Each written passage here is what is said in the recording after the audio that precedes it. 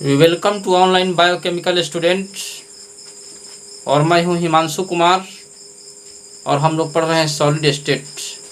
तो solid state में मैंने एक लेक्चर लिया है, उसमें मैंने बताया था सॉलिड के बारे में बताया था। इसके बाद में सॉलिड के टाइप्स देखा था, क्रिस्टलाइन सॉलिड और एमॉर्फस सॉलिड, और दोनों के बारे में मैंने लिखा था। और उसमें एक खास कैरेक्टर मैंने बताया था कि क्रिस्टलाइन सॉलिड में एनाइसोट्रॉपिक प्रॉपर्टी पाया जाता है और एमॉर्फस सॉलिड में आइसोट्रॉपिक प्रॉपर्टी पाया जाता है। तो यहीं से हम लेक्चर को आगे बढ़ाते हैं।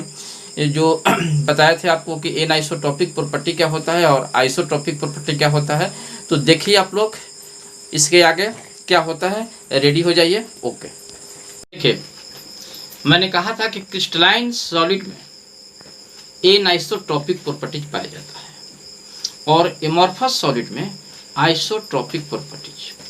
और एनाइसोट्रॉपिक प्रॉपर्टी में मैंने बताया था कि जो फिजिकल प्रॉपर्टीज होता है, खास करके electrical conductivity, thermal conductivity, mechanical strength and refractive index, भिन्न भिन्न दिशाओं में भिन्न भिन्न होता है। तो ऐसे प्रॉपर्टी को हम लोग कहते हैं एनाइसोट्रॉपिक प्रॉपर्टीज, और ये पाया जाता है क्रिस्टलाइन सॉलिड में। और एमॉर्फस सॉलिड में आइसोट्रॉपिक प्रॉपर्टी पाया जाता है कि ये सब जो फिजिकल प्रॉपर्टी जो है सभी डायरेक्शन में समान होता है।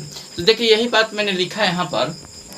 क्रिस्टलाइन सॉलिड में मैंने क्या करके इसे लिख दिया है कि दे हैव एनाइसोट्रॉपिक प्रॉपर्टी, मतलब कि इसमें एनाइसोट्रॉपिक प्रॉपर्टी के गुण पाए जाते हैं नेचर में। डेट इज, कहने का मतलब क्या है कि इट्स फिजिकल प्रॉपर्टी, इसके भौतिक गुण जैसा कि electrical conductivity, thermal conductivity, mechanical strength, refractive index etcetera are different in different direction, माने भिन्न भिन्न दिशाओं में भिन्न भिन्न होता है। कहने का मतलब क्या है, अगर हम क्रिस्टलाइन सॉलिड की बात करते हैं, इस तरह से है, ऐसे पार्टिकल की ऐसे व्यवस्था है और एक पार्टिकल यहाँ है, तो इसके और इसके डायरेक्शन जो है देखिए से है भिन्न है। इस तरह से आप समझ सकते हैं।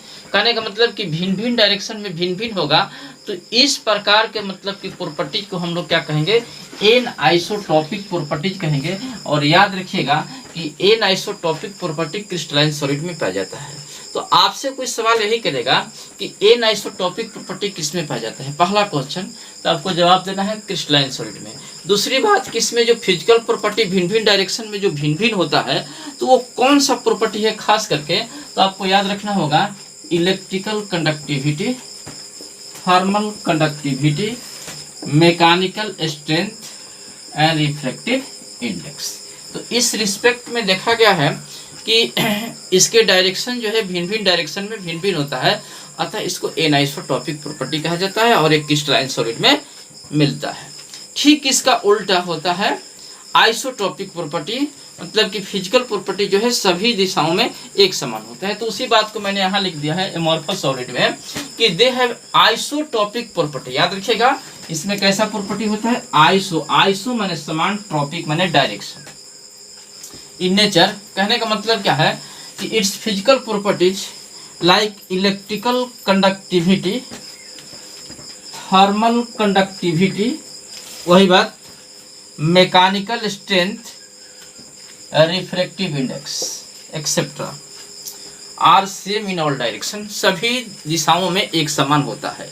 तो एक में फिजिकल प्रॉपर्टी अगर समान होगा तो आइसोट्रॉपिक, अगर डिफरेंट होगा तो एनाइसोट्रॉपिक, और एनाइसोट्रॉपिक किसमें होगा, क्रिस्टलाइन सॉलिड में, और आइसोट्रॉपिक किसमें होगा, एमॉर्फस सॉलिड में। ये बात दिमाग में रखिएगा, इसको नोट कर लीजिए। आगे बढ़ते हैं।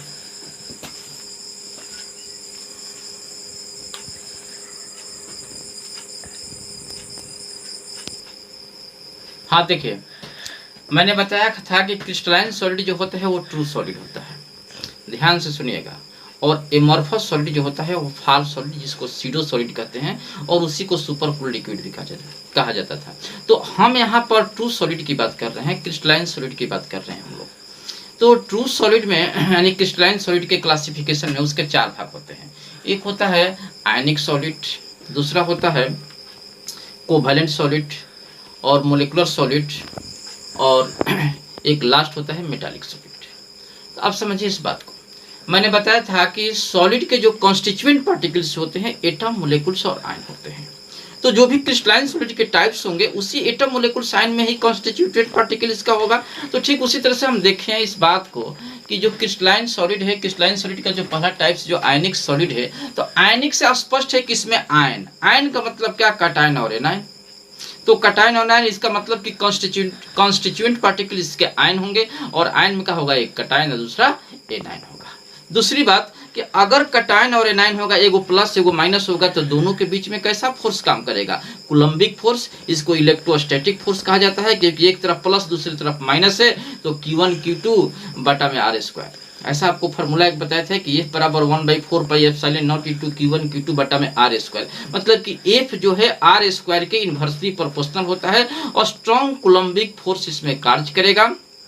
ठीक है, तो यही बात मैंने यहाँ लिखा है, देख लीजिए यहाँ पर कि आयनिक सॉलिड जो पहला जो है, पहला आयनिक है, दूसरा कोवैलेंट है, तीसरा मोलिकुलर सॉलिड और चौथा है मेटालिक सॉलिड।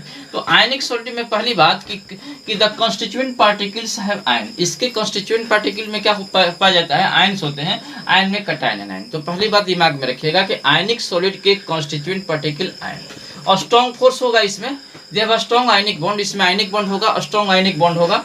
तो स्ट्रॉन्ग आयनिक बॉन्ड होने के चलते मेल्टिंग पॉइंट और बॉइलिंग पॉइंट इसका हाई होगा और इसमें स्ट्रॉन्ग कूलम्बिक फोर्स होगा, क्योंकि पॉजिटिव और नेगेटिव चार्ज के भी जो फोर्स लगेगा और स्ट्रॉन्ग फोर्स लगेगा। और ये फोर्स किस पर आधारित है, कूलम्बिक फोर्स पर आधारित है। तो कूलम्ब के नियम के हिसाब से क्या है कि F जो है R² की इन्वर्सली प्रोपोर्शनल है, मतलब कि दूरी कम होगी, उसका डिस्टेंस कम होगा, तो फोर्स क्या होगा, ज्यादा होगा। अच्छा, मुख्य रूप से अगर आपसे कोई पूछेगा पुनः कि आयनिक सॉलिड मुख्य रूप से कहाँ मिलेगा, किस में मिलेगा, तो याद रखिएगा कि अल्कलाइन अर्थ मेटल और alkali metal. Alkali metal first के ए और अल्कलाइन अर्थ मेटल सेकेंड के ए ग्रुप में। तो फर्स्ट के में कौन है, lithium, sodium, potassium, rubidium, caesium, francium, इस तरह से है। और सेकेंड के में कौन है, beryllium, magnesium, calcium, strontium, barium, ये सब आ जाएगा। तो इसमें से कोई भी कंपाउंड अगर आपको कोई देता है तो समझिए कि आयनिक सॉलिड के अंदर है। तो मैंने लिख दिया है कि इसमें कि mainly compound of alkali metal and alkaline earth metal, और कुछ उदाहरण ऐसे दे दिए। तो इसमें से कोई भी यौगिक का नाम दीजिएगा, किसी भी कंपाउंड का नाम दीजिएगा, वो किसका उदाहरण होगा, आयनिक कंपाउंड का एग्जाम्पल होगा। इस बात को ध्यान रखिएगा। और आयनिक कंपाउंड के कॉन्स्टिट्यूएंट पार्टिकल क्या होगा, आयन होगा, और आयन के बीच स्ट्रॉन्ग फोर्स लगेगा। वो फोर्स कौन होगा, कूलम्बिक फोर्स, और किस पर आधारित है, F R² की इन्वर्सली प्रोपोर्शनल होगा। और यही सारा बात यहाँ पर है। सब में कॉन्स्टिट्यूएंट पार्टिकल याद कीजिए, सब में फोर्स कैसा होगा, क्या उसका एग्जाम्पल होगा, यही मेन चीज है। चलिए लिख लीजिए।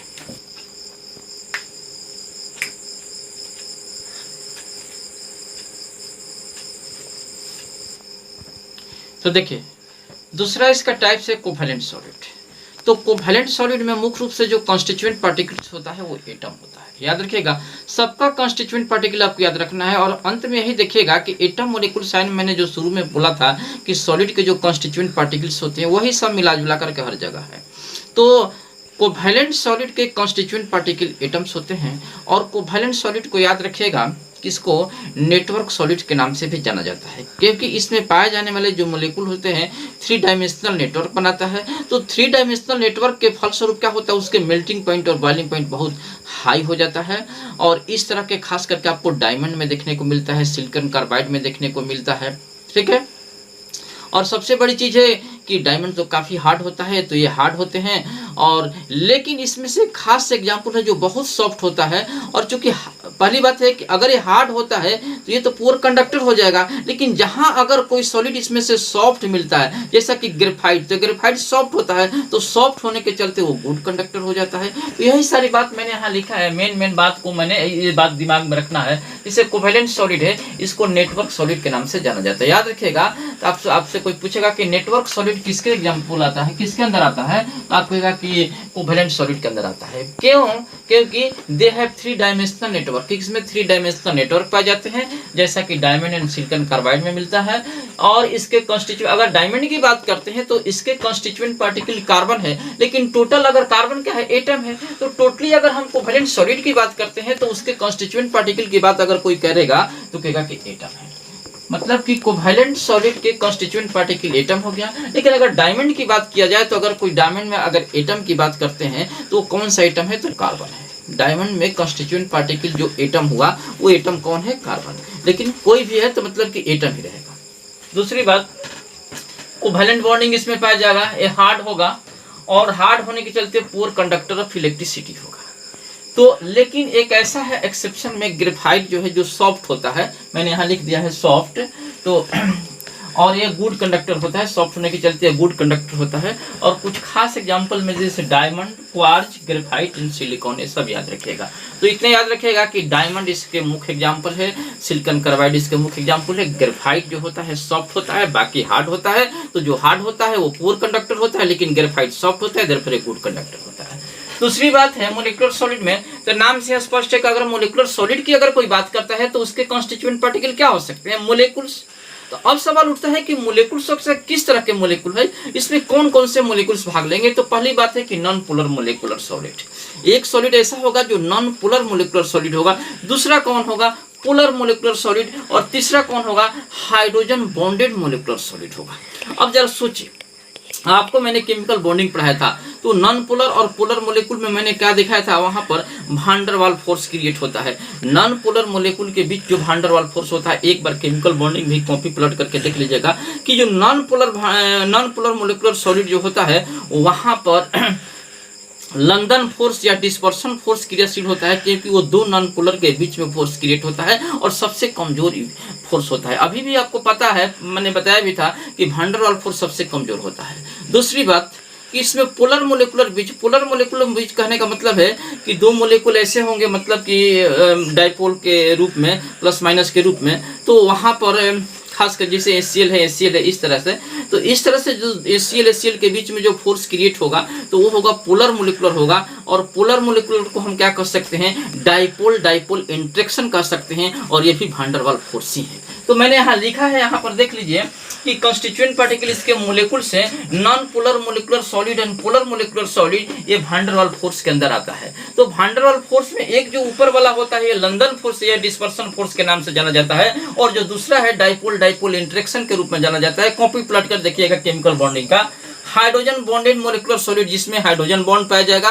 तो इस तरह से इसके अंदर मोलिकुल आएंगे और कॉन्स्टिट्यूएंट पार्टिकल इसके मोलिकुल्स होंगे। कुछ एग्जांपल लिख दिए, जैसे H2O ice, argon solid, CO2 solid, P4 solid, AS8 solid, I2 solid. तो याद रखिएगा कि मोलिकुलर सॉलिड के कॉन्स्टिट्यूएंट पार्टिकल मोलिकुल्स, और मोलिकुल्स में कौन, non polar molecule molecular solid और पोलर मोलिकुलर सॉलिड, और थर्ड में है हाइड्रोजन बॉन्डेड मोलिकुलर सॉलिड, इसके अंदर एग्जांपल के तौर पर आएगा। क्लियर, इसको नोट कर लीजिए।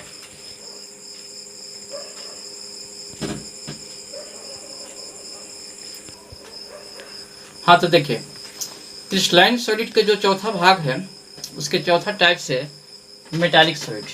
तो नाम से स्पष्ट है कि कॉन्स्टिट्यूएंट पार्टिकल इसका मेटल होगा। तो याद रखिएगा हर चीज का, तो मेटल भी का एक एटम ही है। तो ठीक है, मैंने मेटल लिखा है लेकिन मेटल भी एटम है।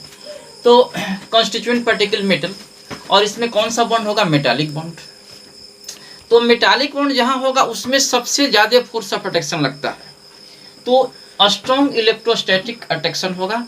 मतलब कहने का मतलब है कि जो मेटल होगा, और मेटल के बाद में अगर किसी मेटल का इलेक्ट्रॉनिक विन्यास हम निकालते हैं तो जो लास्ट वाला जो इलेक्ट्रॉन होता है उससे हम लोग क्या कहते हैं, उससे हम लोग कहते हैं वैलेंस इलेक्ट्रॉन, और शेष इलेक्ट्रॉन को हम लोग कहते हैं कर्नेल इलेक्ट्रॉन।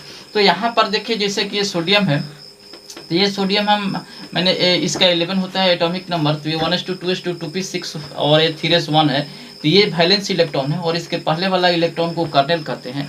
तो जो मेटल होता है, मेटल के चारों तरफ जो इलेक्ट्रॉन होते हैं, तो ये कर्नेल और मेटल, मतलब कि ये वैलेंस इलेक्ट्रॉन और कर्नेल दोनों के बीच में क्या होता है कि काफ़ी अट्रैक्शन होता है। तो इस अट्रैक्शन, जैसे मान लीजिए कि एक तरफ मेटल है, इस तरह से मेटल है, मान लीजिए कि यहाँ मेटल है, फिर यहाँ इलेक्ट्रॉन है, फिर यहाँ इलेक्ट्रॉन है, यहाँ इलेक्ट्रॉन है, फिर यहाँ मेटल है, फिर इलेक्ट्रॉन है। हमने मेटालिक बॉन्ड में आपको बताया था। तो इस तरह से होता क्या है कि ये वैलेंस इलेक्ट्रॉन, जिसको मोबाइल इलेक्ट्रॉन भी कहते हैं, तो उस मेटल एटम और मोबाइल इलेक्ट्रॉन के बीच एक स्ट्रॉन्ग फोर्स ऑफ अट्रैक्शन हो जाता है, जिसके चलते क्या होता है कि मेटल एटम जो है इलेक्ट्रॉन को अपनी तरफ खींचने लगता है। कहने का मतलब है एक अट्रैक्शन ऐसा होता है कि दूसरी तरफ खिंचा करके मजबूती के साथ जुड़ा हुआ रहता है, इसलिए इसमें सबसे ज्यादा स्ट्रॉन्ग फोर्स काम करता है। तो ये सबसे मजबूत बॉन्ड भी होता है और सबसे ज्यादा स्ट्रॉन्ग फोर्स होता है। तो विशेष बात आप जाकर के मेटालिक बॉन्ड में देखिएगा केमिकल बॉन्डिंग में, मैंने यहाँ कुछ खास बात यहाँ लिखा है मोलिकुलर सॉलिड में, एनबी में याद रखिएगा कि ये तो सारे सॉलिड है ही, क्रिस्टलाइन सॉलिड है, लेकिन Br2 नॉन पोलर होने के बावजूद भी क्या होता है, लिक्विड होता है। याद रखिएगा, liquid at room temperature but molecular solid, लेकिन ये मोलिकुलर सॉलिड है। और इसके बाद I2 है, C12H22O11 है, केन शुगर है, और पॉलीइथिलीन जो होता है सॉलिड एट रूम टेम्परेचर। ये सारा बात याद रखिएगा। तीसरी बात क्या है यहाँ पर, ये देखिए यूरिया है, और यूरिया जो है सॉलिड एट रूम टेम्परेचर, इसका मोलिकुलर वेट 60 है। और यहाँ देखिए एसिटिक एसिड, इसका भी मोलिकुलर वेट 60 ही होता है, लेकिन ये लिक्विड होता है रूम टेम्परेचर पर। और दूसरी तरफ ये देखिए ब्यूटेन नाइट्राइल है, देखिए 4 कार्बन है, इसमें CN है, तो CN में क्या होता है, आपको सारा चीज नोमेनक्लेचर पढ़ा चुके हैं कि उसको नाइट्राइल कहेंगे, साइनाइड के लिए हम सफिक्स जुड़ेंगे। तो इसमें डाइपोल अट्रैक्शन है, और इसका भी मोलिकुलर वेट 60 है। तो 3 ऐसे मोलिकुल कभी कभी ऐसे दे दिए जाएंगे और आपसे पूछ दिए जाएंगे कि इसमें किस तरह का फोर्स ऑफ अट्रैक्शन होगा, इसमें क्या होगा, इसमें क्या होगा। ये कहाँ का एग्जाम्पल है, कहने का मतलब है कि ये सॉलिड है तो ये लिक्विड है, और इसमें डाइपोल अट्रैक्शन है। तो ये सारे इन्फॉर्मेशन याद रखिएगा। डाइपोल अट्रैक्शन भी मोलिकुलर सॉलिड के अंदर आएगा, ये भी मोलिकुलर सॉलिड के अंदर आएगा, ये भी मोलिकुलर सॉलिड के अंदर आएगा। लेकिन यहाँ सॉलिड है रूम टेम्परेचर पर, इसका मोलिकुलर वेट 60, ये भी मोलिकुलर वेट इसका भी 60, लेकिन लिक्विड एट रूम टेम्परेचर। और इसमें एक खास प्रकार का अट्रैक्शन होगा, डाइपोल अट्रैक्शन। और डाइपोल अट्रैक्शन जो होता है भांडर वाल फोर्स के अंदर आता है, आपको पता है। और इन तीनों का मोलिकुलर वेट 60 होता है। तो ये सारा चीज जो है क्रिस्टलाइन सॉलिड के टाइप्स हो गए। तो अब तक से हम लोग क्रिस्टलाइन सॉलिड के टाइप देख लिए, इसके आगे भी मैं बताऊंगा, इसको पहले नोट कर लीजिए आप।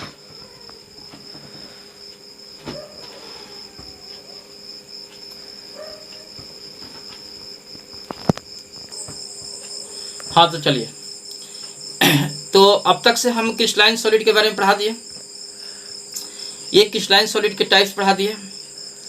अब आगे हम इसके आगे भी पढ़ेंगे, ठीक ना। तो आज इतना ही रहने दिया जाए, ठीक। इसके आगे मैं बताऊंगा आपको कि इसके बाद आपको क्रिस्टलाइटिस के बारे में बताऊंगा। बहुत सारा चीज़ है सॉलिड के अंदर, तो बहुत है, ये बहुत लंबा एक चैप्टर है, ठीक ना। तो इस तरह से हम लोग धीरे धीरे पढ़ेंगे। तो आप इसको नोट कर लीजिएगा, बढ़िया से देखिएगा कहाँ आपको दिक्कत हमको बताइएगा, और इसको लाइक एंड सब्सक्राइब कर दीजिएगा, और बेल आइकन की जो घंटी है उसको दबा दीजिएगा, ठीक है। ओके, पुनः मिलेंगे, ठीक है।